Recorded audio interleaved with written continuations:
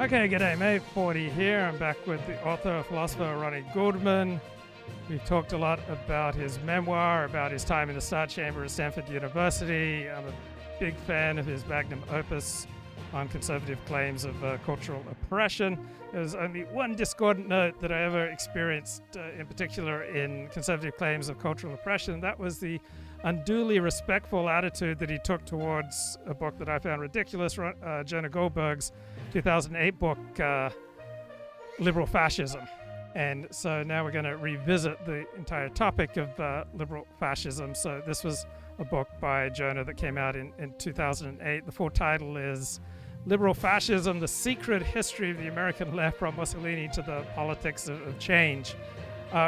Rony, in your conservative claims of cultural oppression, you took this book with great seriousness.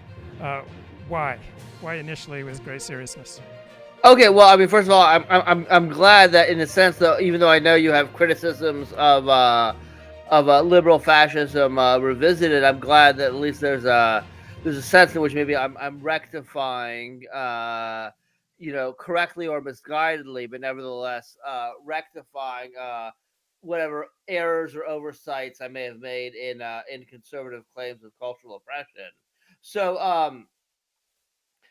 I guess I wouldn't characterize it as unduly respectful. That is to say, obviously I thought it was significant and worth discussing. Otherwise, I wouldn't have discussed it.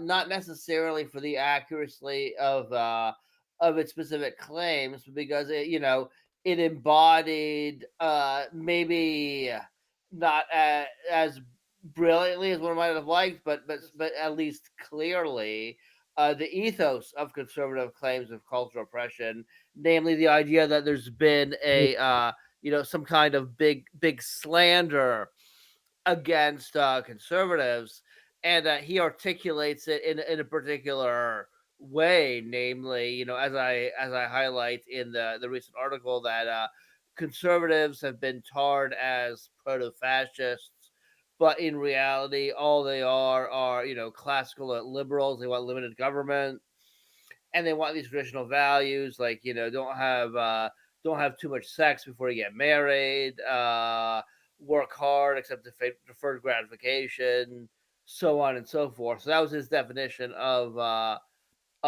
conservatism, and that's what I'm now saying. Of course, was never what really animated most conservatives, even though it maybe articulated, a portion of what they believe. But again, I was deferential with respect to what was relevant to my larger thesis, which is this project of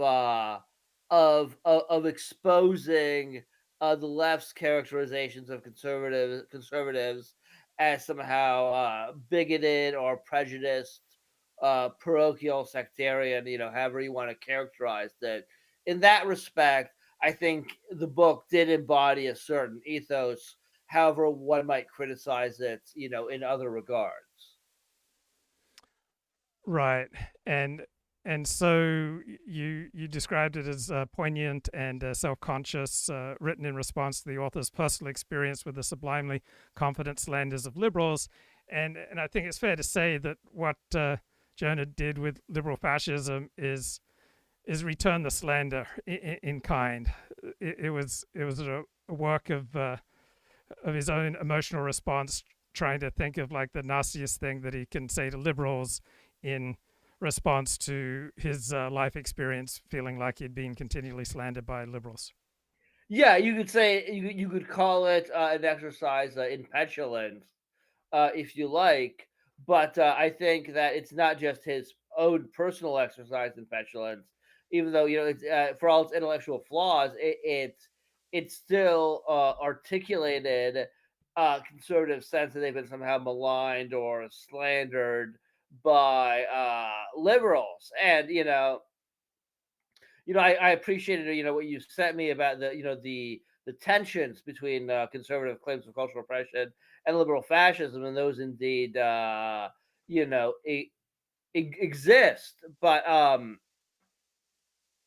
I was hoping to and maybe this is what you're getting at, is that whatever rebuttal um is appropriate to liberals, it's more certainly more sophisticated than what Goldberg was able to articulate, which is kind of I know you are, but what am I? It's kind of what he's saying, and that's not satisfactory, obviously, for a host of reasons, which is, I think, what the new article articulates. Now, Bill Buckley was also very similar to Jonah Goldberg in that showy, glib, performative, but largely intellectually vacuous.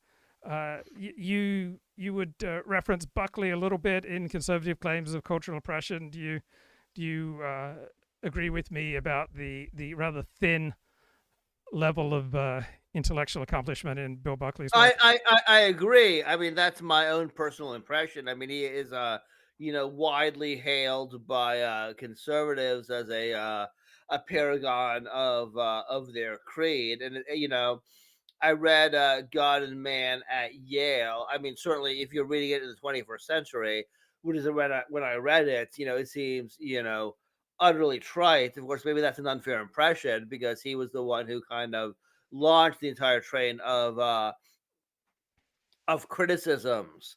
But you know, I agree. If I was just like watching him on a firing line or in other venues, yeah, I don't see him as some very dexterous analytical thinker. He has a certain sense of self confidence which permeates all of his pronouncements. And I guess that's an expression of his socioeconomic background. He was Catholic, but nevertheless he kind of embodied the certitudes of a certain class of Americans and a certain class of conservatives during that period. And I would agree to the extent that he was seen as somehow profound. It was because he had that kind of social capital that allowed him to present himself that way. But in terms of analytical arguments, yeah, I don't consider him particularly sharp. I've certainly read, I would consider Goldberg to be sharper than him, and I've certainly read, conservative arguments that are sharper than anything he put forth. But I guess he was a man for the moment. I mean, that's again, given my position, yeah, I'm tempted too to like judge people by what I might consider to be impersonal intellectual standards. But however you might want to criticize them on that front is less than profound. In the moment he was in, he had whatever particular skill set was required to help initiate a certain kind of transformation. I guess in that regard, he was kind of like Trump. You could by graduate seminar standards, very woefully lacking. But in terms of what he set out to accomplish, maybe exactly what he needed.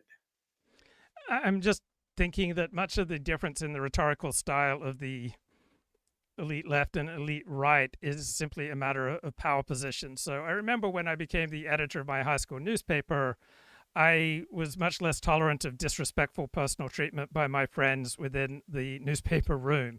That emerging as the leader of the high school newspaper, I expected to be treated as the leader of the high school newspaper in that particular context. And so I was just listening to Victor Davis Hanson from Stanford University talking about how now it's the left who are squares and fuddy-duddies. And I was just thinking, well, that's because they run the institutions. That when you run something, you don't have nearly as much freedom of expression. You have to worry about budgets and HR departments and legal challenges, and everything you say will then affect those downstream from you and horizontal institutions. And you just have to speak completely differently when you're in power.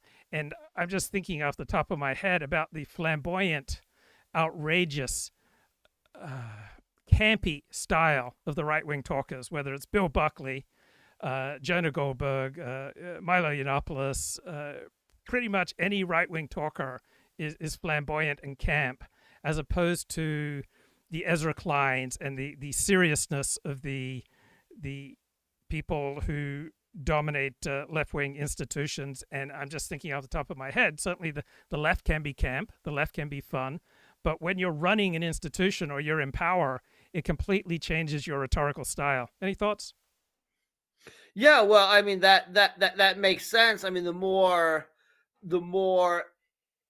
you can hope to have some kind of actual influence, the more of an incentive you have to be technocratic. I guess Um, I mean, I think there are some more serious serious conservatives in that let's I like to listen to David Frum.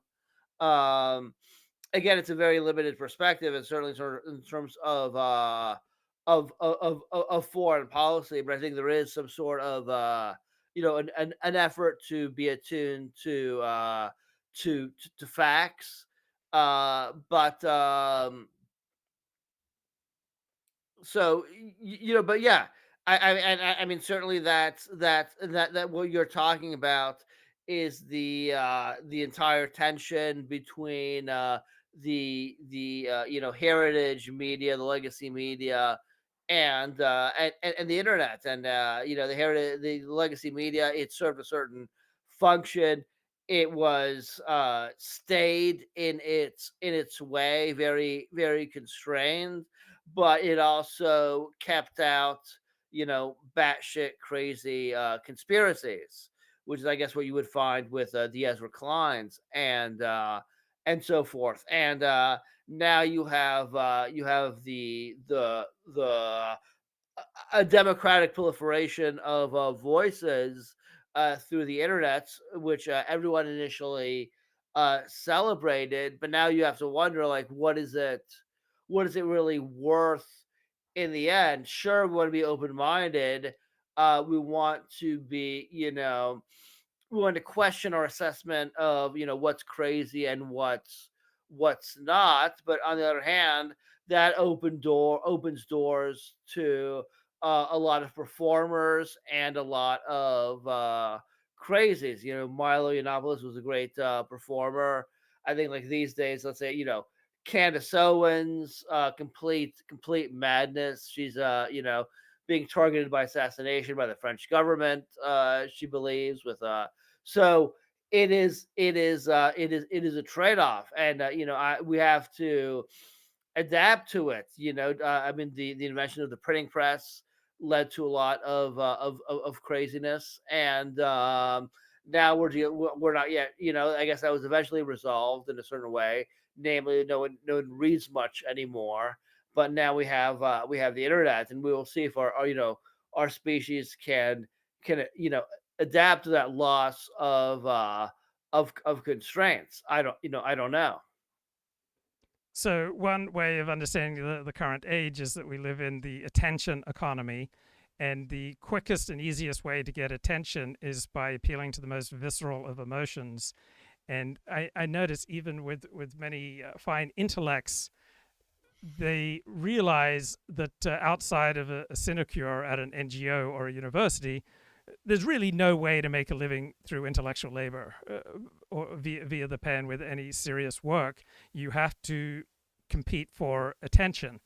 And liberal fascism is certainly a cry for attention. And frankly, a good deal of the books that you cite in conservative claims of cultural oppression are competing in the attention economy by trying to make their claims as visceral as possible. What do you think? Yeah, I mean, I think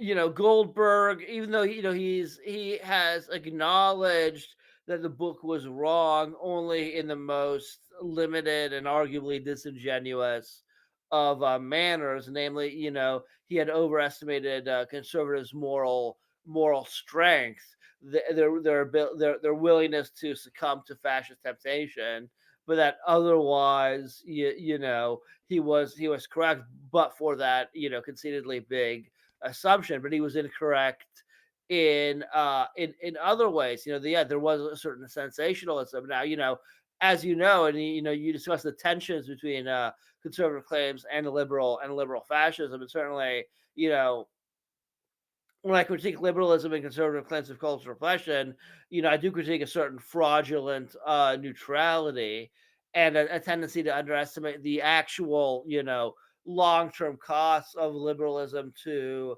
certain people. Uh, but those kinds of criticisms, they stand on their own. I don't adduce them to support the conclusion that liberals are really fascists. Even though I do see some Goldberg as an example of conservatives attempt to articulate a certain rhetorical injustice. But you know, I write this is like towards the end of the article, and I say that in rejecting Goldberg's claims, I'm not saying that every conservative is destined to become fascist or anything like that. But let me just recall what I'm thinking. But that there is a certain impulse that has to be given expression in a certain way, a certain desire to avenge yourself on those who control the commanding heights of the culture, which is Goldberg's expression.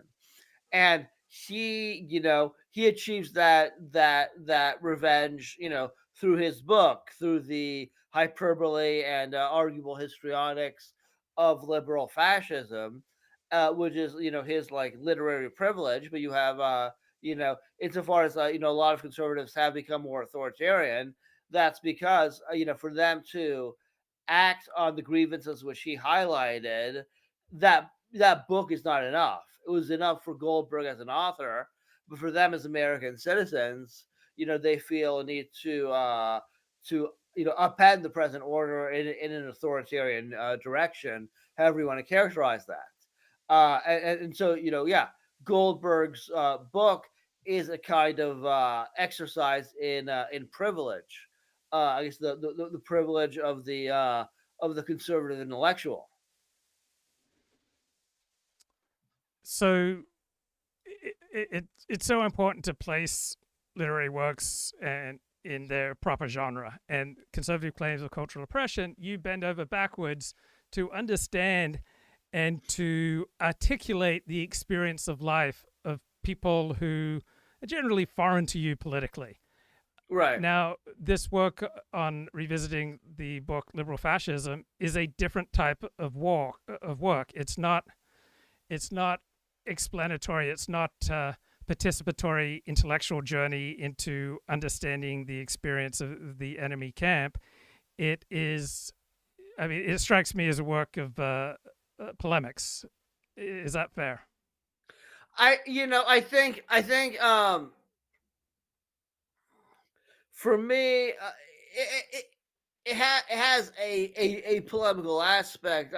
Relative to conservative claims of cultural oppression, yes, it's polemical. I think relative to the average standard liberal critique of the right, I think it's nuanced. So what is it relative to? I've certainly there are tensions, and I agree. It's polemical insofar as a lot of the claims do admit of greater nuance. But again, my experience. Well, let me put it this way. You might recall in the Star Chamber of Stanford that at a certain point when Joe and Barbara were completely exasperated with me. Okay, we know you're onto something interesting, but there's a lack of definitiveness there, and so why don't you just like conclude the article by responding to what you've written thus far with the the liberal refutation of what you've written. And I rejected that. Not that there wasn't a liberal perspective, but I felt that I had to at least develop my understanding of the conservative one much more before I could legitimately critique it. So that was so I see this article as maybe a belated, like much of my life is belated, response to that suggestion, right? The liberal perspective, and it is in certain regards, polemical, but I'm not. I'd like to think that it is, as to the ultimate question of whether conservatives are, genuinely culturally oppressed by the left. I'd like to think that the article leaves it an open question.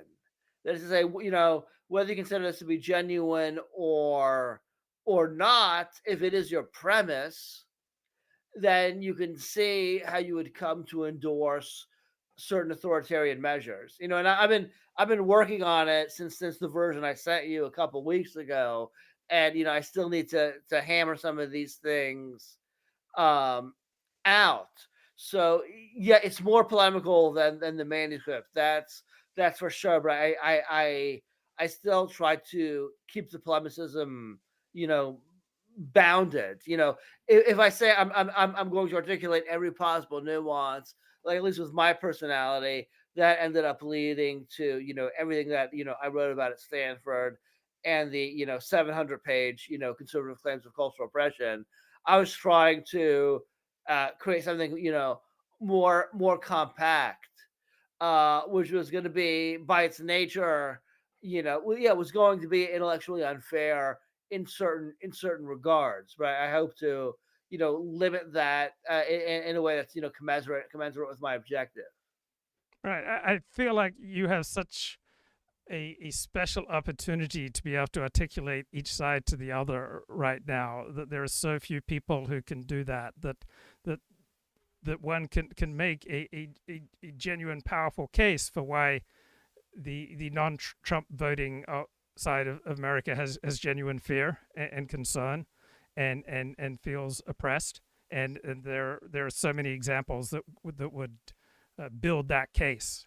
And even though that's not my side of the political spectrum, I absolutely think it can be done.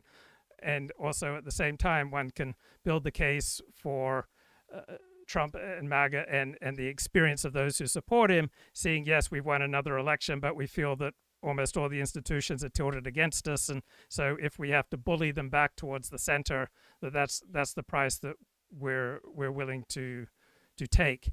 But ever since Trump took office his second term, you've seemingly only seen fascism coming from the White House. I mean, in a sense, these are not. So first of all, as to this point, is like we have to, and I said earlier that I was revising the work, trying to make it more nuanced. And since after I sent you the version that I sent, I've developed a section where I say that if you look at the Trump administration's treatment of universities, major law firms, major media, from the perspective of the left, it's outrageously authoritarian. But I write that from the perspective of MAGA, it's no more authoritarian than the various economic interventions by the left, or which the left would ideally implement. Meaning the left implements these interventions with the hope of rectifying this kind of background socioeconomic inequality. And conservatives will back Trump's attacks on the elites in universities, law firms, media, etc.,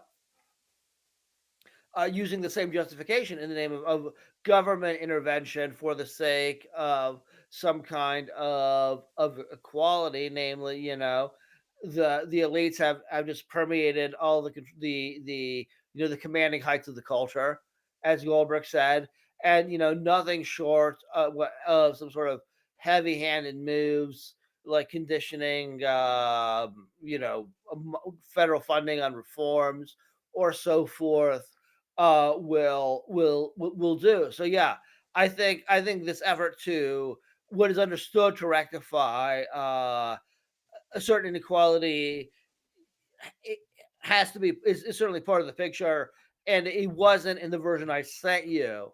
But I think I've addressed that most recently.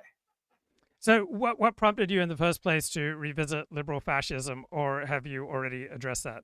What prompted you to revisit the book Liberal Well, Fascism? I just had this intuition that again, my problem, from early on is, everyone is saying, yourself included, like, oh yeah, in conservative claims of cultural oppression, you have all these like fascinating arguments, but how do you relate those to somebody who isn't interested in reading all of that? How do you have to capture people's attention and persuade them much sooner than the end of this long ass manuscript. And I thought that going back and looking at liberal fascism might be a an effective way, and effect might create an effective forum for me to communicate some of what I've been arguing, in a more academic format before, and hopefully in a somewhat less academic format through revisiting of the book. So, when did you start thinking of the Republican Party as turning fascist? When did that happen? Was it January 20th of this year? No, I mean, I certainly, I mean, January 6th, even though a great many Republicans were very hostile to it, and initially, they gradually, forgave it and almost supported it later.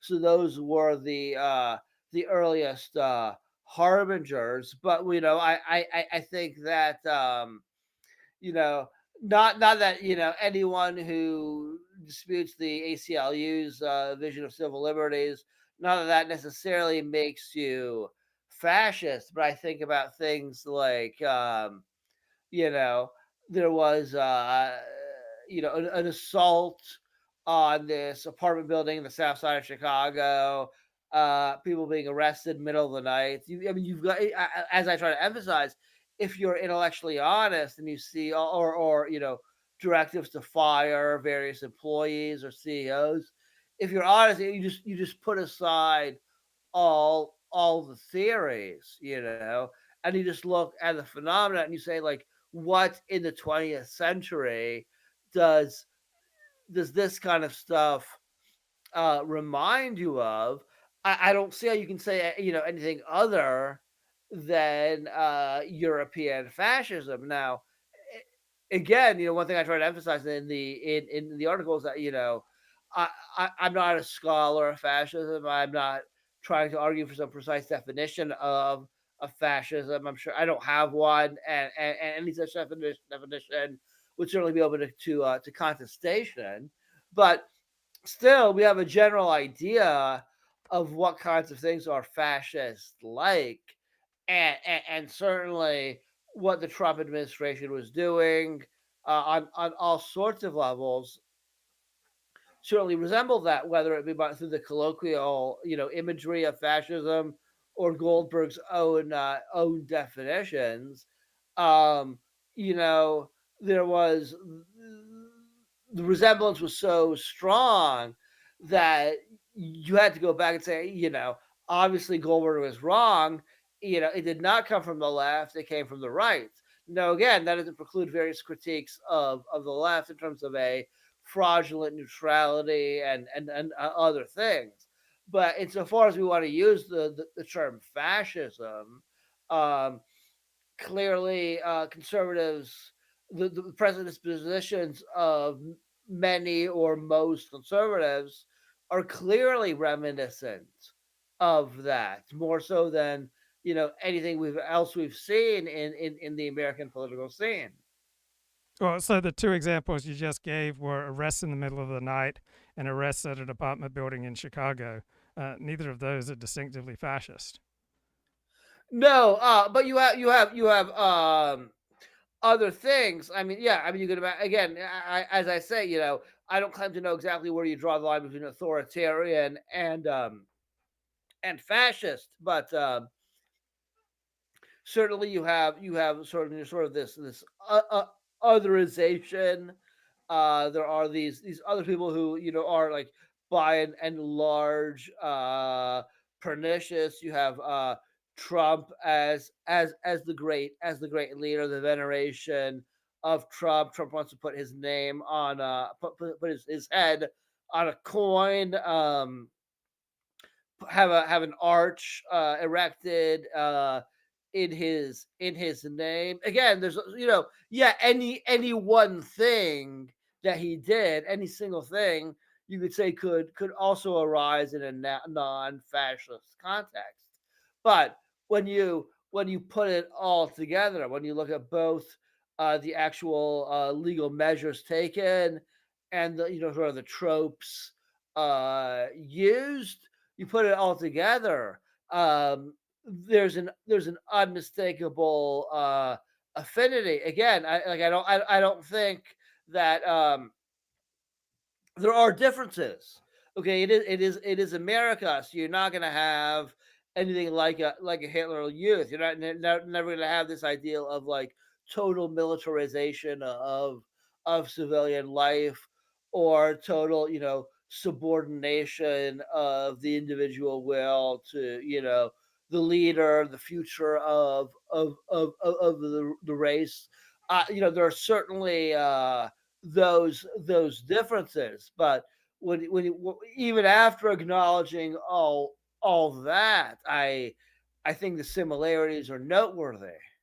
Well, you just added otherization, the cult of the great leader, uh, naming public buildings after the leader, and venerating the leader.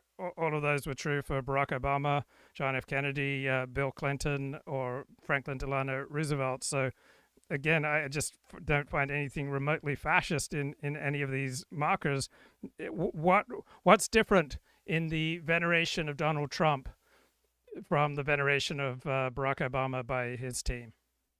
Well, I mean, again, I don't know if it's in the version that I sent you, but if not, I read it soon thereafter, and I said, yes, certainly many liberals that may have had a certain irrational exuberance over Obama's prospects of a transformative leader, but it's not the sacralization that one sees of Trump. So first of all, you have I don't know what exact percentage of Trump supporters this constitutes. I don't think it's negligible. But you had Steve Bannon say only a few weeks ago that Trump is a vehicle of divine providence. I don't think anyone said that of Obama or any other Democrats you mentioned, and many you know certainly believe it. I also think that you can say, well, they also revered Obama and so forth. People revere Trump, but even if you want to characterize their attitude towards Obama and so forth as uh, reverence, the reverence in the case of Trump was reverence in the face of so much, completely outrageous behavior that in any other administration would be considered completely outrageous, from claiming that they were saving 25,000 American lives for each Caribbean drug boat they were blowing up, uh, increasing tariffs on Canada because you didn't like an ad. The list goes on and on. So you know even if you want to say like the reverence towards Obama was somehow similar to that towards Trump, uh, the reverence towards Trump is in the face of all sorts of outrages. Again, people often say on YouTube, like, can you imagine? Do you have a duty to obey the Constitution? Trump said, I'm not sure. It was never an issue. Had Obama said anything like that, it would have sparked months of uh, of outrage among conservatives. Or consider uh, all the attempted deployments of the National Guard and military and various cities. So towards the end of the Obama administration, there was Operation Jade Helm, which was simply a series of military exercises where various military units traveled from state to state to effectuate these exercises. And in the eyes of conservatives, this was incipient fascism. Obama is priming the military to take over to put conservatives into camps. Meanwhile, you have actual military mobilizations by Trump, and it's no big deal. So I feel that for anything Trump does, can you find, sort of the seed of that, the very beginnings of that, in the attitudes of various Democrats? Maybe you can, but that goes to sort of a larger criticism of like Trump supporters, which is that any criticism one might have of Trump, how can he, his personal values and conduct is completely inconsistent with these professions to, Christianity or traditional values, and the response is, let he who is without sin cast the first stone. And so we have these conservatives who are, highly, highly moralistic in other contexts. When it comes to Trump, it's, he who is without sin cast the first stone. So I think there is both a quantitative and qualitative difference between Trump and various Democrats. Not to say that Trump you can say Roosevelt was, heavy-handed in certain ways, but then again, he was responding to a real crisis, namely the Great Depression. Whereas, for Trump, every time a National Guardsman gets shot or whatever, it's a national emergency that may call for martial law. In the case of Trump, these were all fabricated, emergencies. Just like I wrote with in the article, I say, Biden, might have crossed certain constitutional lines in the pressure exerted by federal agencies on social media to police anti-vaccine voices, perhaps, but then again, if you're telling people that these vaccines will magnetize you or implant you with microchips, there's a certain craziness, and I can see why the government might legitimately want to taper down on that. Whereas, again, there are limits to that, and maybe it was unconstitutional. I haven't thought about it enough to say one way or the other, but maybe it was. Whereas with like Trump, it's just his own ego. This comedian is mocking me. That's why he needs to be stopped. There's no even arguable public interest behind it. So I agree that no one is without sin, but I still discern some very real differences. So, in your essay, you claim that MAGA reveals the latent authoritarian impulses inside American conservatism. I expect every political movement to contain authoritarian impulses, and it will depend on the particular situation whether or not they become explicit. But do you think that danger essentially lurks on the right compared to other political movements? I I wouldn't say that as a general universal matter. I wouldn't even say that as like a universal truth as to the West, but as to America generally, I think it's true. So yeah, one could critique what I've written and say, okay,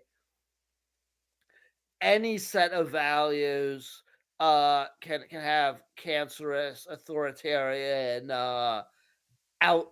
outgrowths. So, yeah, there's a legitimate desire for some sort of stable communal culture. And yes, that can transmogrify into authoritarianism. And that's bad, but you could say, liberal left wing commitments to equality can do so as well. And yeah, I think that's true as a general matter. I mean, certainly if you look at the Soviet Union or Mao, the Great Leap Forward or the Cultural Revolution, you can find lots of examples where a facially unobjectionable idea like equality leads to some pretty terrible things. And conservatives can say, you know, likewise, our belief in traditional values, yeah, that can have certain authoritarian outgrowths, but that's a function of any kind of serious moral commitments. And I think that's probably true broadly speaking, but in the American context, in the context of America and Western Europe post World War II, I think you'll find that these conservative, warning cries that the welfare state is the road to serfdom, um, just have not been borne out. Again, if you look at certain, more primitive agrarian societies, revolutionary Russia, revolutionary China, there's this huge amount of resentment against these aristocratic classes that have trampled the workers and the peasantry underfoot for centuries. There, you bring out this kind of universalistic ideal of equality. Yeah, that can lead to some terrible things.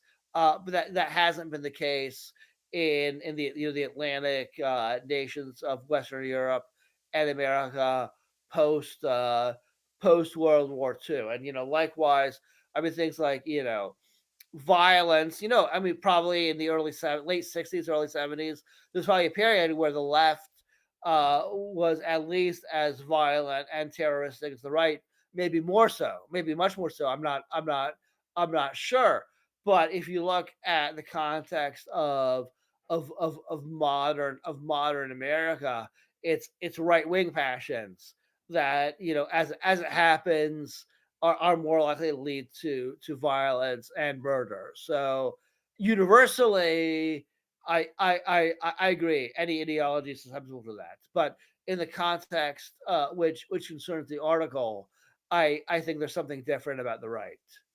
You should read this book, Conservative Claims of Cultural Oppression, which Oh, essentially points out that notions of things like freedom and authoritarianism and murder depend upon the perspective of the observer. And so, if you, for example, have a traditional Christian hero system where abortion is regarded as murder, then the legalization of abortion is the most murderous act ever carried out by the American government. That's not my hero system, but I recognize that if that is one's hero system, then the legalization of abortion is the most murderous thing carried out by the American government. So when we talk about authoritarianism and loss of freedom and this and that is cancerous, it just seems, based on what I learned from your book, Conservative Claims of Cultural Oppression, entirely depends upon the nature of one's hero system, which is subjective.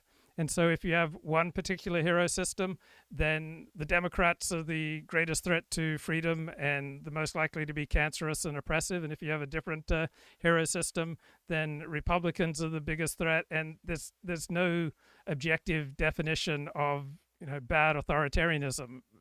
I mean, you could say that Abraham Lincoln was fascist because he did away with habeas corpus. well, I mean, first of all, I think that, and again, as I said, I think the version I sent you is not quite yet the right articulation of what I want to say, and whether it's in there or in like subsequent versions, I I I don't want my argument in the article to be seen as premised on the idea that, of course, the left can't be authoritarianism given the inherent nature of the left. And I think that at various points, I I I acknowledge that the left may be more authoritarian than its self presentation openly acknowledges. But still, there is a difference between that, which conservative claims talks about at length, and the phenomenon of fascism, which that's certainly a narrower concept than, let's say, having a fraudulent neutrality. Like the fact that the neutrality of the left and liberalism may be fraudulent at a certain level doesn't mean necessarily, it doesn't follow from that they are, just as fascist as significant swaths of the American right. So, I guess, yeah, if one uses fascism as just a synonym for anything that departs from the lofty ideal of lofty and unreal ideal of liberal neutrality, then yeah, they are just as fascist. But I think that in the context of this article at least, I think fascists have, whatever it means exactly, it has a narrower sense than, a general, parochialism or sectarianism. And I think that when you look at that specifically, that can be more associated with the right. So there's a bloke, Bruce Kuklick, who a couple of years ago published a book, Fascism Comes to America, A Century of Obsession in Politics and Culture. And it is kind of funny how often the word fascist is thrown around in American political discourse to talk about American politicians. This author concluded that in the American context, fascist has become little more than a political swear word. It is a term of contempt rather than a precise analytic category. And it doesn't so much refer to anything that exists as much as it accomplishes disapproval. What do you think of that analysis? Look, yeah, I mean, look, there's no question. I'm not disputing that, over the years, and this is really a lot of what Goldberg is reacting to. Yes, okay, there's a certain breed of leftist or liberal that will describe anything that falls short of their particular universalism as, fascist, okay? Or, you make the observation that, there are, blacks have higher per capita crime rates than whites, let's say. That's racist. You want, stronger criminal sentencing, they'll say it's fascist. Okay, that is there. But and you can say, okay, the boy cried wolf. Now he's crying wolf again. You can say, okay, you're not crazy to say I'm not going to take it that seriously. That's not crazy, but it's also not crazy to say that, yes, even though the boy cried wolf many times, it's still possible that the wolf has actually arrived, as it does in in the fable, you know. And that's why I think I'm careful when I in section 2 of the article to distance my comparisons from these kind of glib accusations that anything that falls short of liberal ideals is fascist. So I'm not saying that the Trump administration is racist, for example, merely because it opposes quotas or affirmative action, or merely because it doesn't center the all importance of diversity, equity, and inclusion. But when you go out of your way to scrub Pentagon websites of black war heroes, when you on DHS ICE recruitment ads, you make a reference to which way Western man, which is an obvious allusion to which way which way American man, which is an allusion to which way Western man, a neo-Nazi tract. I think you can I do hold myself to a higher standard than these glib leftists, but I think you can find certain things that are indisputable, or the Coast Guard. Uh, Recently, it declassified swastikas and nooses as hate symbols, saying, yeah, they were maybe controversial symbols, but not necessarily hate symbols. Okay, we can debate whether the Coast Guard should be classifying symbols in the first place, but given that they were, what's the impetus from that? That is that you can rightly suspect that some of these fascist racist passions are a play. I distinguish that from sort of the lazy aspersions, which is anyone that's slightly to the left of me is a fascist. That laziness is there, but again, just because they cried wolf doesn't Okay, mean okay, I won't wolf have you exists. repeat. So, what you're articulating reminds me of National Review and its attitude for decades that essentially communism and liberalism both came from the same place, the Enlightenment, that they're both all about equality. Communists were more willing to use force, liberals wanted to use politics. You could call communism hard socialism, and liberalism was simply soft socialists. So you have kind of a mirror image to what you're talking about on the right, that looks at a welfare state as incipient communism. So both sides of the political spectrum uh, express things often in a hyperbolic tone. Um, yeah, sure, but I mean, I guess um, what animates me in the article is not the hyperbole or the tenor, which is just like part of life, with the onset of the culture wars, but actual legal measures, which I find to be quite dangerous. Seizing on everything is an emergency that requires emergency powers. I see actual changes in precedents and the kinds of restrictions and limitations to which the government is set. So I think that's a real thing, even if the hyperbole and the histrionics are a constant on all sides. There's a real change there.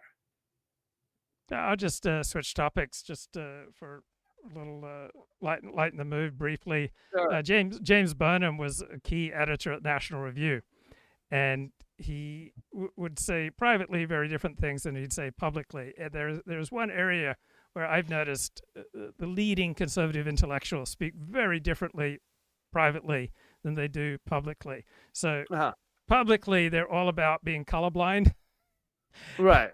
Privately, not so much. So privately, they'll talk about black-white tensions will destroy this country, but publicly, they're all about the colorblind, and privately, yeah, the things that they will say frequently about blacks, much less often about Jews, though. I'm sure it's true on the left. I just don't know as many leading left-wing intellectuals, but though I do remember some of my university professors would say very different things about race privately than publicly. So I guess one way that this connects is that the public presentation of a political orientation is very different from how people truly think and feel. That all players in politics say things that they don't believe, and I noticed that on the right, the most dramatic difference is in matters of race. I don't know if you have any thoughts. I agree, and I think um, that's my critique of Goldberg largely revolves around that kind of observation. He has this very idealized idea of this is what conservatism is. And insofar as there's any deviation from that, he's just going to say, well, people aren't perfect. We're all flawed. But yeah, he has this definition of conservatism, which is at odds with how conservatives think we should actually understand social and cultural movements, which is we need to look not at their idealized, theorized self conception, but look at the real life emotions that animate them, and they'll apply that to Marxism. That say, yeah, on its face, you're committed to these lofty ideals of human equality, but really, you're an underemployed elite with a failed bourgeois with all these resentments. So they will, when they look at the left, they will certainly distinguish between the lofty self conception and the murkier emotions undergirding that, which Goldberg certainly does. But that is at least as applicable to the right, and they ask, Eisenhower was, I guess, relatively progressive for a Republican of his time, but I think it was like well known that he would like speak the N word on the golf course or As whatever. would plenty of Democrats, right? I'm sure as well. Well, certainly the Southern Democrats, right. probably beyond the golf course for the Southern ones, But Eisenhower was sort of a symbol of the American middle, um, and and there you can really see the discrepancy. So I think that even though I agree that the article is not as ecumenical as the book. I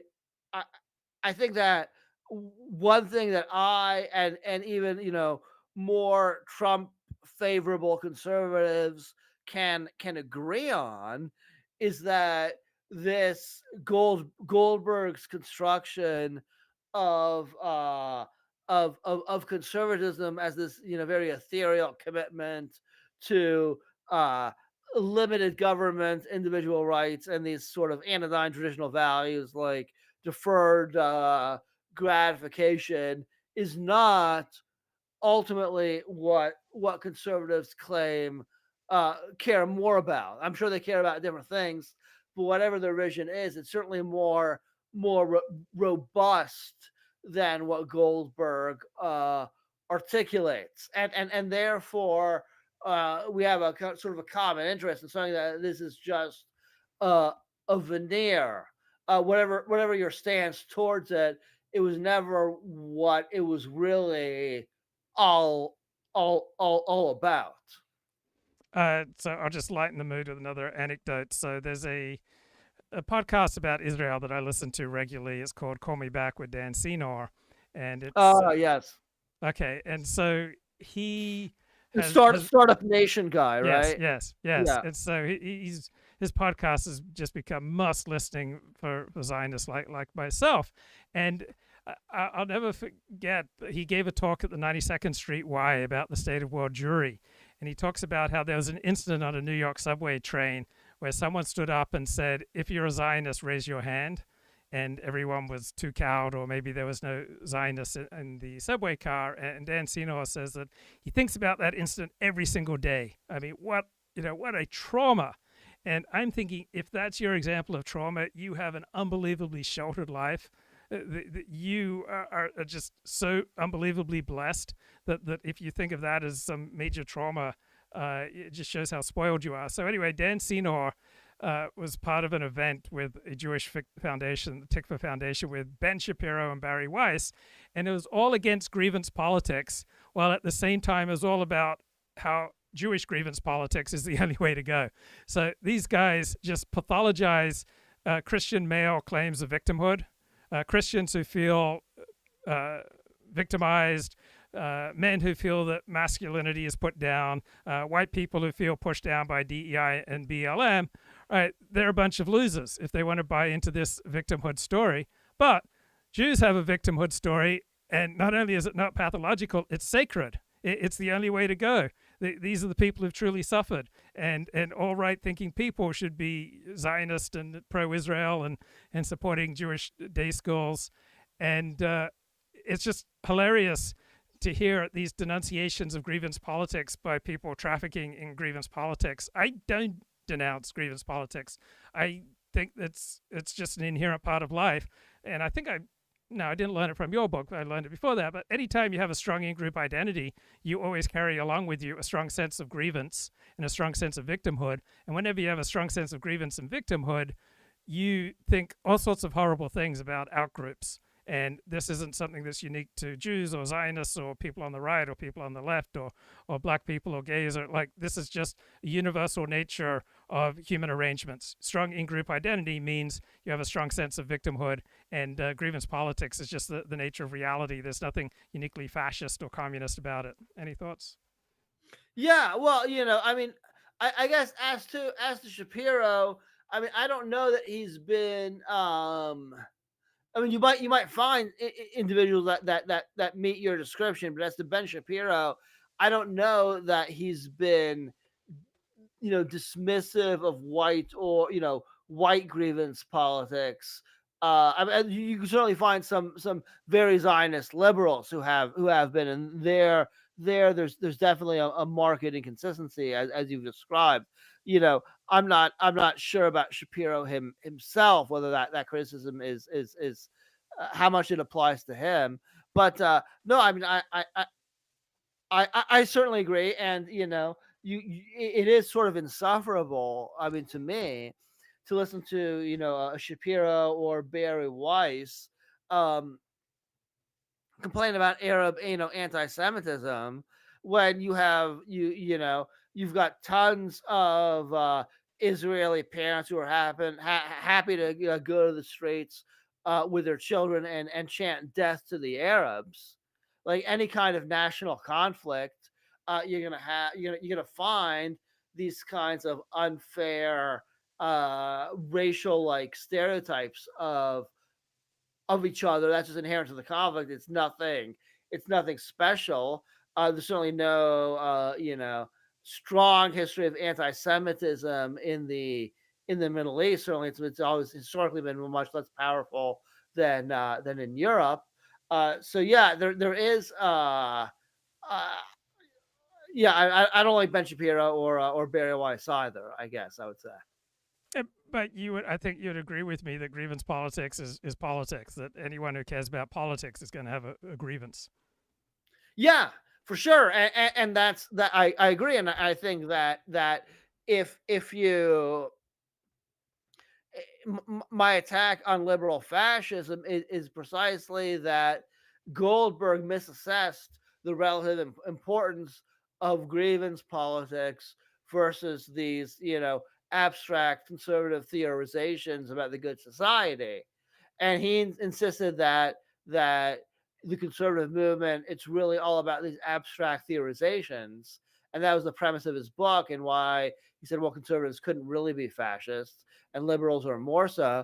But if you look beneath that, if you say really all this is really about grievance, at least as primordially, more primordially than principles, then you can understand the conservative movement's fascist turn in the way that you couldn't if you didn't recognize the centrality of grievance. Now, is there anything essential about the left and right, or even the left and right in America? Because for many decades, Republicans were the pro-black party. For many decades, Republicans were the pro-establishment party. For many decades, Republicans were the pro-institution party, the pro-military and law enforcement party. But when that became inconvenient, of course, Republicans switched. That Democrats and liberals portray themselves as the autonomy and freedom party. Women get to choose what they do with their own body, except when it comes to vaccines and 20 other things.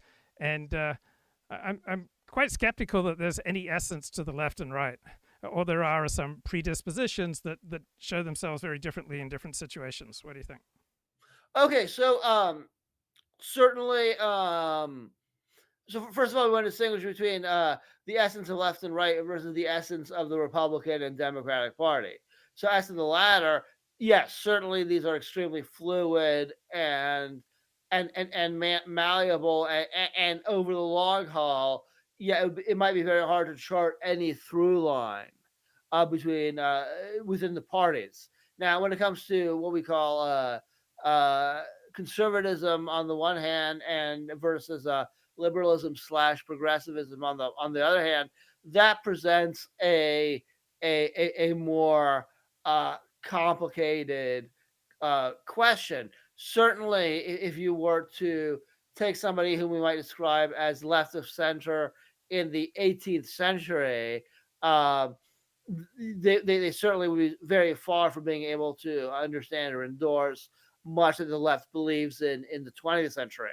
So obviously, what it means to be left wing, that is certainly relevant, relative to sort of your historical position. But let's sort of go beyond that, beyond the fact that the left will only push the envelope so far.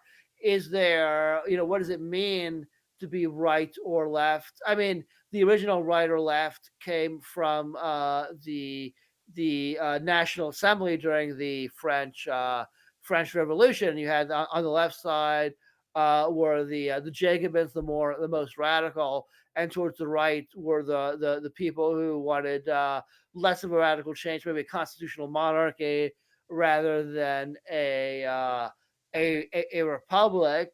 So how do you conceptualize that difference? Well, you can think in terms of the old versus the new, but that doesn't necessarily make much sense because you have today. I mean, what if I think that seems like a shallow way of conceptualizing left and right. Is that um, a belief in unthinking forms of hierarchy versus enlightenment criticism of inherited concepts. You could also conceptualize left and right in in that way, and I think that still has some kind of meaning. Wokeness is certainly left wing in that respect, and it's like a desire to for better or worse tear apart old categories. So there might still be like an overall left right distinction that makes sense, that still makes sense on some level. Yeah, but it's hard to think of specific areas of essence. So, let's say gay marriage. Many Republicans would say, "Oh, gay marriage, it's the most conservative thing possible. It's two people committing themselves to each other." Or Right. the civil rights agenda of Martin Luther King. That's a very embodiment of American conservatism. And I mean, anything you take, respect for law enforcement. Uh, not a whole lot of respect for law enforcement when law enforcement was opposed to MAGA rioters. So Right. so MAGA and the Republicans have become quite hostile to the FBI, the CIA, to the woke manifestations of the military. It starts to verge on the impossible to find any essential concrete difference between the parties. What you do have is a predispositional orientation that manifests itself very differently in different situations. So for a while, free trade was more identified with the left part of the spectrum, and then it was more identified with the right side of the spectrum, and now that's been turned upside down. Government spending, there's probably been more limits on government spending rhetoric from Republicans, but not much difference in practice. So it verges on the impossible finding essential clear-cut differences between left and right just in the American political spectrum between conservatism and liberalism. Like, name me something: civil rights, or marginal tax rates, or gay marriage. I mean, whatever you can find is probably been the opposite 40 years ago. Well, I guess is on some things that's probably the case, but in terms of for instance, support, being willing to tax the upper echelons of society more greatly in order to fund some sort of welfare state that sort of subsidizes various goods and services that are deemed essential. I mean, I think that versus the right's rejection of that. Um, I think that remains as meaningful today. But it wasn't true under I think once Eisenhower and it Nixon. did, They were fine with 90% tax rates on the rich to fund the welfare state. well, okay, well, I mean, if you're talking about sort of the pre Goldwater, pre Nixon moderate conservative party of the 1950s, sure. I mean, some would say like they were Republicans, but they weren't necessarily conservatives. Maybe not liberals, but moderates. But I think that if you were to look from the beginnings of the conservative movement in the 70s and certainly in Reagan, that through line that remains the case. That's been over 40 years, right? That has I don't think that has changed. Right, that hasn't changed since the 70s, but it wasn't there prior to the 70s, and it is changing now. In the this term, Trump was considering raising taxes on marginal rates on the rich because Well, the it was situation is there. different. Hmm. It wasn't in the public eye, but even from the 1930s onward, you still had all these resentful oligarchs and plutocrats who pined for the halcyon days of the 1920s or earlier the Gilded Age, and saying all these socialistic reforms are an affront to America, and they had very little social power until we had the Powell memo and then Reagan, and then they reemerged. But the fundamental opposition was still there. It's just that one side was extremely weak for a protracted period of time. But I think people could still differentiate between what was more right wing and what was more left wing, even if the real right wing had a marginal place. I think the conceptual distinction still held.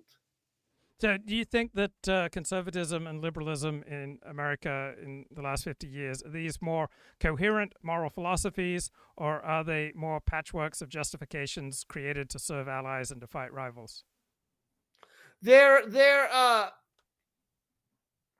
are patchworks, but I don't think they're as they're cynically calculated to achieve certain ends. I mean, they might be in certain contexts with certain coalitions, but I think they're patchworks which are attempting to you know reconcile a range of political temperaments or moral temperaments, and trying to kind of you know put put them together. So for example, in the areas where I kind of in the piece, I say no, yeah, conservatism isn't fascism, but the psychological dispositions that sustain conservatism can, under certain circumstances, give rise to fascism. And so there would be, again, this sense of being oppressed by some sort of foreign interloper. And you can conceptualize that in many different ways, and they're not all conspiratorial necessarily, and they're not all fascist, but it's what brings together uh people who have a certain kind of visceral sense of the world, even if the doctrinal articulations of that sense vary greatly in incompatible ways. And you can probably find something similar on the left as well. So they are patchworks. They certainly don't rise to strict logical coherence, but I don't think they're cynically motivated necessarily. No, they're just self-interested. They're not driven by any deep commitments to any principle whatsoever. They're driven by group loyalty and what is self-serving for their group, whether that's Well, known consciously or not.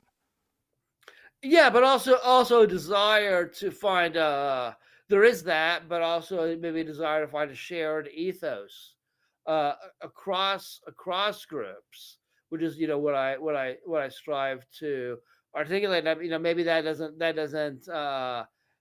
that might not hold its own in the face of bona fide conflicts of interest. But I think it's part of the glue, I think. So Have you ever heard of a bloke named Stefan Molyneux? Oh, sure. Okay, so he runs a group that he bills as the largest philosophical community in the world. And Right. he believes that anyone who supports any type of government beyond the strictly libertarian uh, is is someone who wants to see you shot and killed, because all taxation in the final analysis is backed by the power of the US government. So Right. if you support social welfare spending, if you support anything beyond the most minimum of taxation, you are someone who violates what's that? The non-aggression principle. Right. And he Right. advocates people should cut ties with anyone who doesn't support the non-aggression principle. And so Right. Right. supporting social security and Medicare, these are all people who depend on the power of the state to throw people in prison, and if they resist, to shoot them. And so I guess I agree with Stefan to the extent that any type of politics is finally backed up by the use of force. Yeah, I mean, at some level, but I mean, even in the real world, like you don't pay your taxes. Yeah, it's backed up by the use of force, but they're not. They're not. I mean, very often, you'll just have to pay a big fine. I mean, they're not. But if They're you not. resist the fine, in his way of thinking, the state is Well, entitled to use force against you. And so, in the final yeah, they'll analysis, put a lien on your bank account.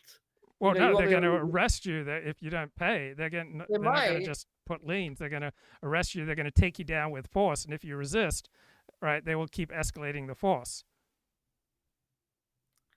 I guess. I mean, yeah. I mean, supposedly anybody could, resisting the law, could put law enforcement in a position where they had no resort but the use of lethal force. I suppose it's always possible to put that in their position, but um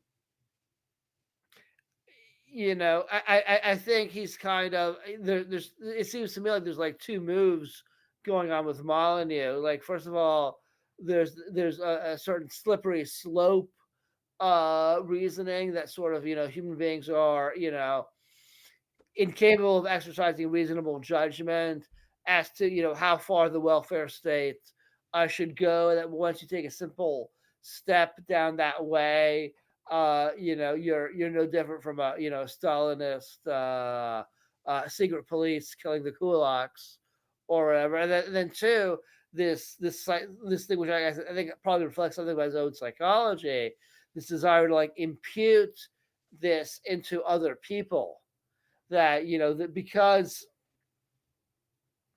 because they endorse some measure of state coercion beyond what he would acknowledge, and therefore there's this incipient intent to destroy all those who disagree, even though there's not in the real world. I mean, that seems a little pathological to me. He's right to the extent that all law in the final analysis is backed by the power of force. So Yeah, I guess, but it seems but to be also essentially what you're arguing, that given everything that the Trump administration either legislates or decrees, it's going to be backed by the power of force, which makes politics so visceral, because in the final analysis, it's the government that claims uh, the exclusive right to keep escalating force until people submit. yeah, well, I mean, yeah, that is what has struck me, especially when you look at ICE, a use of force which is completely lawless and unrestrained, and very little can be done. I mean, you have the courts, but it's cumbersome and slow. Uh, that's what kind of, I guess, what struck me as fascist, the use of violence that seemed very unconstrained by any kind of principle. Um, yeah, Well, isn't it naive to think that there are principles that are animating politics? That's just kind of the discussion we've been having the last 20 minutes. It's not principle that animates politics. It's essentially our evolutionary tribal predispositions to try to create alliances to further our own interests. Yeah, well, it doesn't. It doesn't. Principle doesn't animate the id of politics, but that id, that sense of self interest, it has to become acclimatized to a certain system, and that's where the principles operate. So maybe the principles don't motivate, but they do constrain, and that's good enough. As a UCLA psychologist, David Pinsoff, who has a terrific blog called Everything is Bullshit, and he boils things down very simply. If something doesn't have a reproductive evolutionary advantage, it's bullshit. So, for example, caring about a different group on the other side of the world, that's you must be playing a status game or something going on, because there'd be no evolutionary advantage to care about that. And I just think it's a wonderful way to boil things down, because in the final analysis, politics is another self-interested uh, collective action that people engage in to engage in niche construction, right? Every type of life is trying to change its environment to better suit it. And that's true for Republicans, for Democrats, for communists, for fascists, for pond scum to snails to sharks to snakes to kangaroos. Everything is trying to change the niche around it to suit it. And Trump is doing it, and Obama does it. Everyone is trying to shape the niche and trying to gain the levers of power by making alliances. And then the arguments that people put forward for their alliances usually bear no resemblance to what's truly motivating them. Yeah, well, it's like when I talk about the amygdala theory of conservatism in the article. So we all, I mean, we're all evolved from these primitive creatures, and that part of our nervous system, which first developed under those conditions, it's still with us, like pressing us on, and we have these overlays, which to various extents, restrict or channel or restrain these primitive instincts, but only so far. You can certainly can't put them out of play.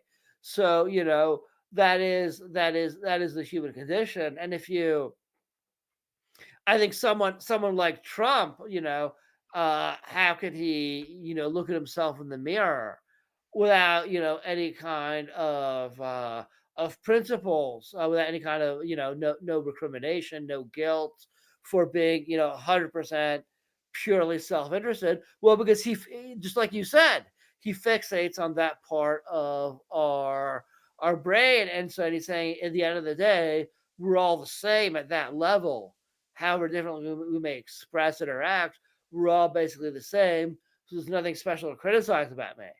But if everybody thought like that, then we would lose these second order constraints, which channel these older evolutionary drives in a way that's ultimately more productive. So that kind of yeah, you can say there's a certain realism, a certain truth telling to that.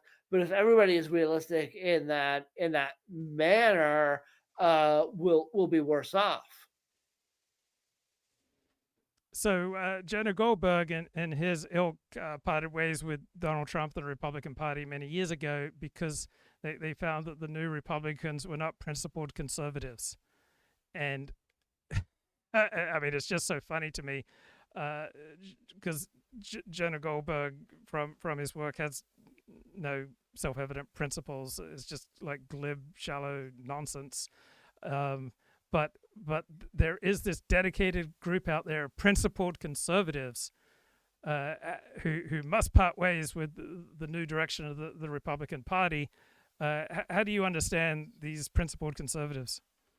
Well, I mean, yeah, no, I mean, it doesn't. I mean, obviously Trump is a sort of chaotic and unprincipled in a host of ways, but the MAGA movement, it is a contemporary iteration of a form of American conservatism that's older than Goldberg's form. The Buchananite, the more isolationist, uh, less cosmopolitan, in some respects more anti-Semitic form of conservatism, less committed to the free market.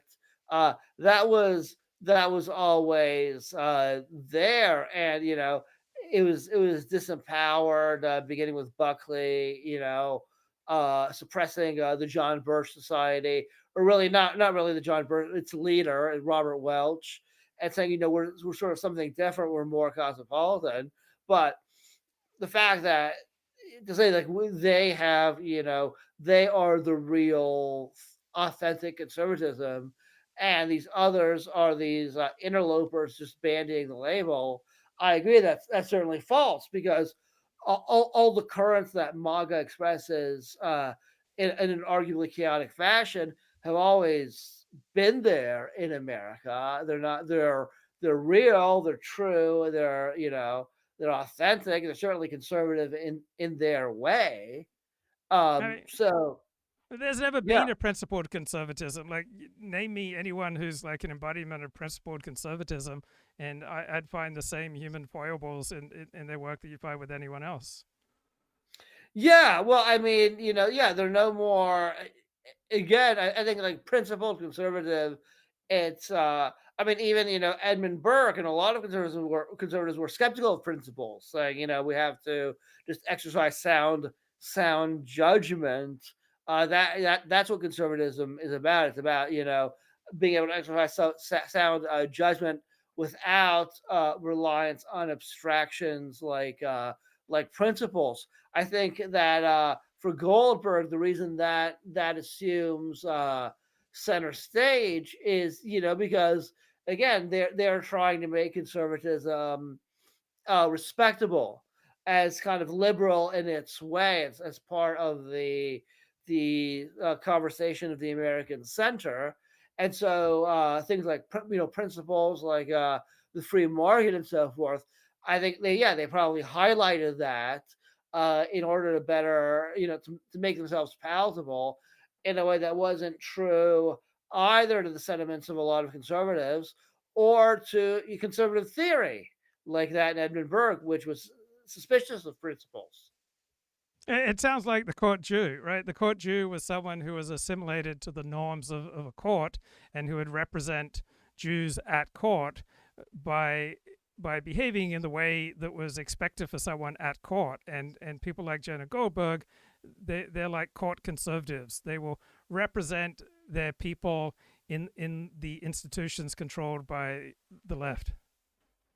Yeah, I mean, in the end, I mean, he again says that, like he says that, in the European context, conservatives, they tried to conserve the old aristocratic order, and that's what sets American conservatives apart, because what they're trying to conserve is classical liberalism against these various, perversions of the left, living constitution, and so forth. So yeah, at the end of the day, he's not claiming to be a different species.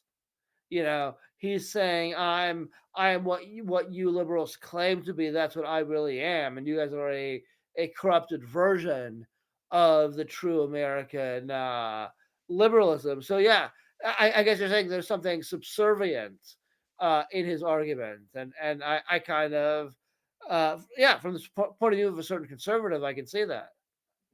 So you write in this new essay that the last decade has exposed the deep psychological continuities between movement conservatism and the fascist tradition. Is that fair?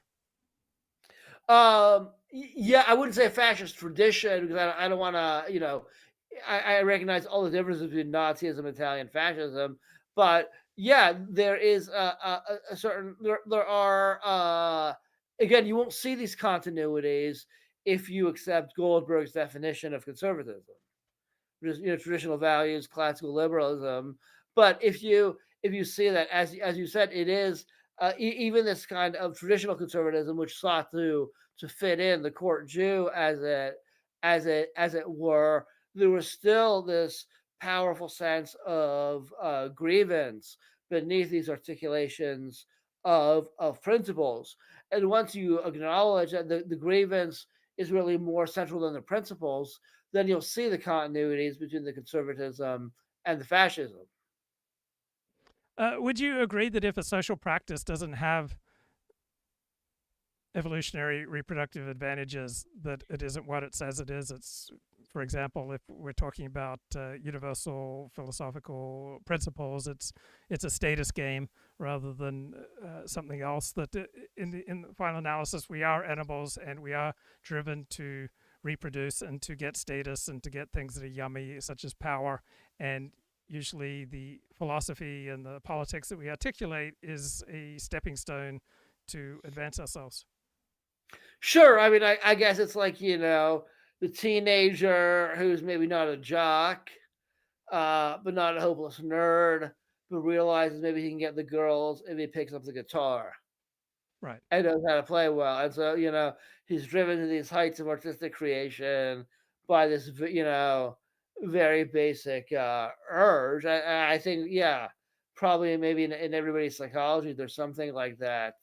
Um, Right. If you're going losing at a status game, then you point out it's a status game. If you're winning at a status game, you don't point out it's a status game. Rather, it's the pursuit of truth or some other universal good. it's just how things are. It's Yes. just the truth of things. Yeah.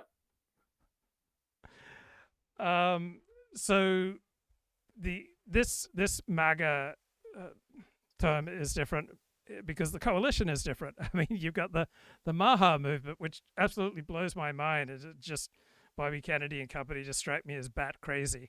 But if they help Trump win the election, like I guess I'm on board with the Maha movement. So, but you do see essentially a solid psychological architecture in conservatism that stays the same across time and just simply reveals its true nature under stress.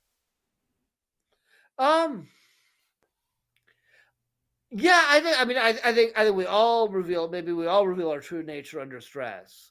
So yeah, that wouldn't be distinctive of conservatism, but yeah, I think that's fine. That sort of ultimately, conservatives, what they want is thicker, more robust than, libertarian principles or anodyne, traditional morality. Some of them have a an ethnic sense of identity.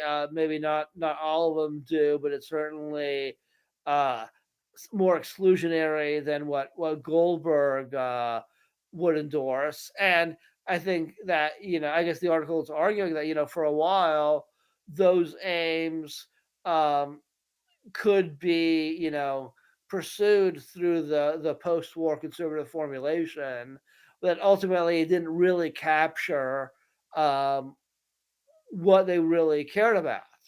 And the stress created by that gave rise to Trump. Right. I favor states' rights when that furthers my political agenda, and I oppose states' rights when it undercuts my agenda. States' rights is so incredibly transactional. For example, the Trump administration is thinking about passing legislation to bar any state from making certain AI legislation. So Republicans have been highly transactional with regard to states' rights. Right. Well, oh, for sure. A lot of them before, yeah, it was always about states' rights. But now I see, Sean Hannity and others talking about the supremacy clause of the Constitution. Of course, they have no understanding what it means. It doesn't mean that anytime there's a conflict, the federal government necessarily wins out, but they interpret it that way. It's they're very upset about sanctuary cities, which is simply a city where the local and state police are not going to go out of their way to help federal agents.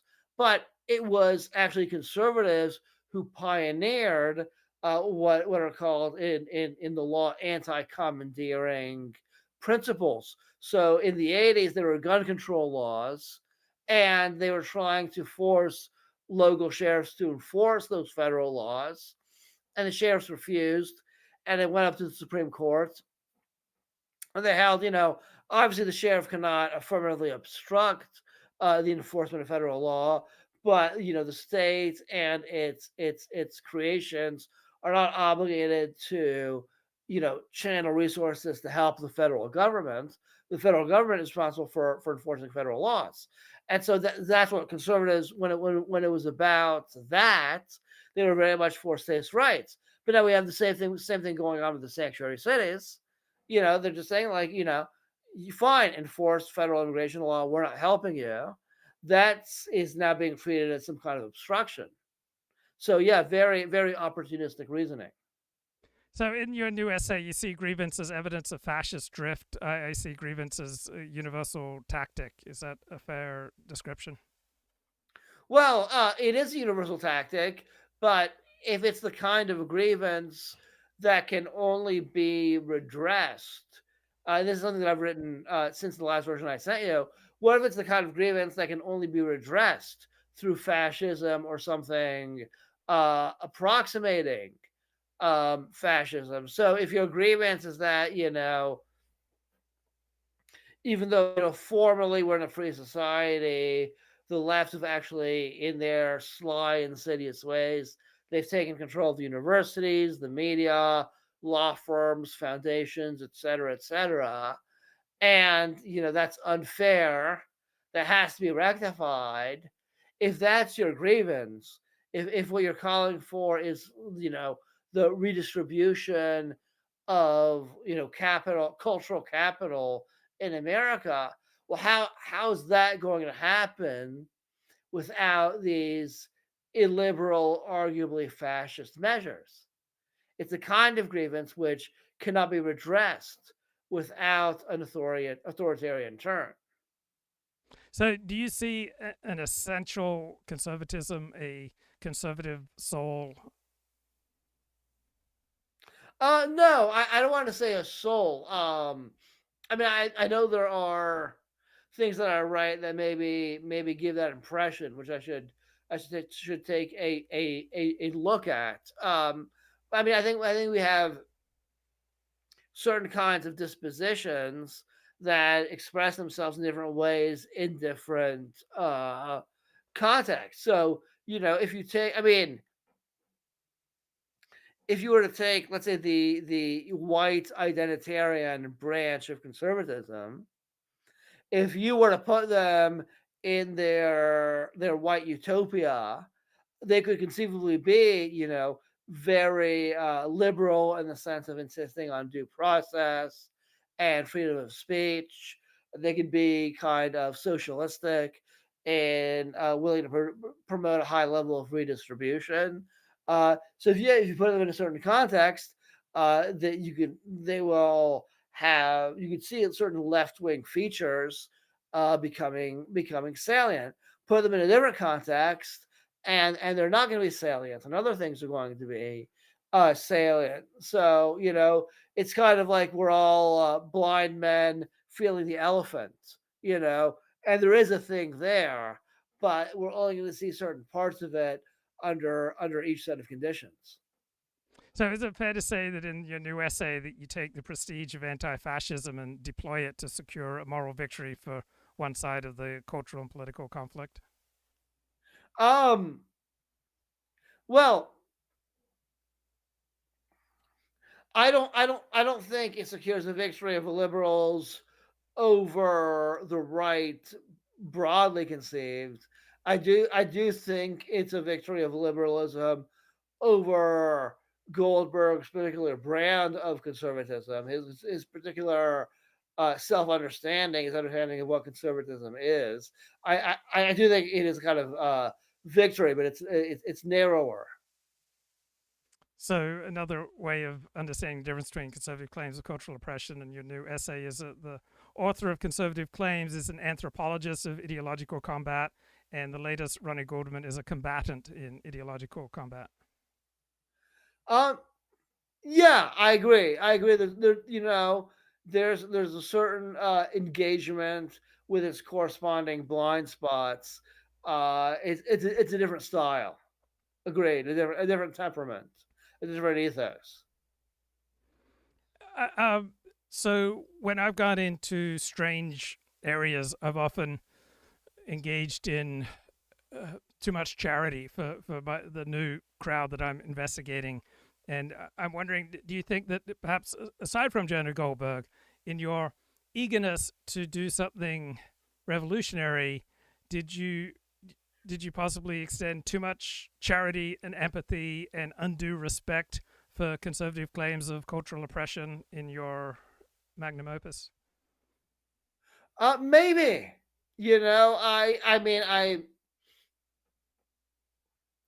It serves a particular purpose. Yeah, I agree. It's not a level of understanding that's tenable in actual political life.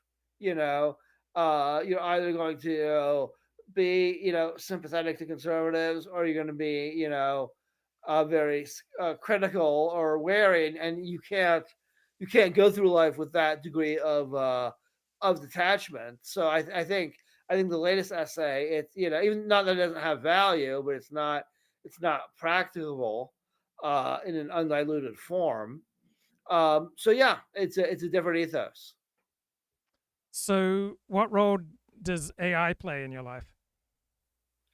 I'm open to it. I've looked at some of the stuff you've generated, not as carefully as I still would like to, but it is when it comes to my work, it seems like it is coherent.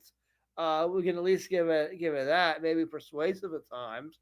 Um, I use it at work. And it's of when I'm trying to research the law, it's of limited value. It makes up a lot of stuff. Um, it's somewhat more effective than a Google search, but I see it kind of as an enhanced Google search more than AI that I can rely on. Te- Mhm. Maybe that'll change. Maybe the bubble will pop. I don't know. Yeah, Gemini 3 is just incredible. It's just the latest advance. It's now far and away the best. But here are some AI analyses of your memoir about your time at Stanford. It is best read as a case study in academic alienation rather than as a factual expose of Barbara Fried and Sam Bankman. What do you think? Um, Yeah, I mean, insofar as the facts taken in themselves are kind of banal, in the absence of the cultural expose, there aren't that many facts. I only had that many interactions with them, so I agree that it's best read. And I've had people tell me, whether your ultimate claims about the website and so forth are true. I don't really care at all about that. Whether it's true or false doesn't change the value of the book, and I take that as a compliment. So here's some more from AI. Barbara Fried is presented as an intellectual opponent and a participant in subtle forms of exclusion. The author treats her less as a personal villain than as an avatar of liberal academia's blind spots. What do you think?